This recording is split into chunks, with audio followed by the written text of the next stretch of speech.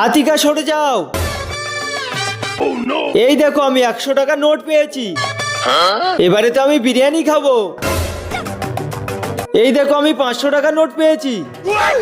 এবারে তো আমি 5 স্টার হোটেলে যাব।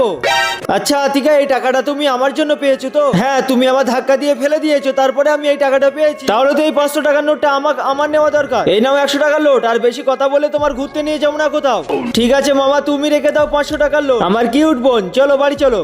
আরে এখানেই তো আমার টাকাটা পড়েছিল, কে নিয়ে গেল? আরে ও ভাই, এখানে আমার একটা 100 টাকার একটা 500 টাকার নোট পড়ে গিয়েছিল, তোমরা নিয়েছো নাকি? না, আমরা পাইনি। হ্যাঁ ভাই, পেয়েছি। আমি 100 টাকা পেয়েছি আর আমার মামা 500 টাকা পেয়েছে। একটু তো লজ্জা হওয়া দরকার। বাচ্চাটার সামনে মিথ্যে কথা বলছো। দাও আমার টাকা দাও।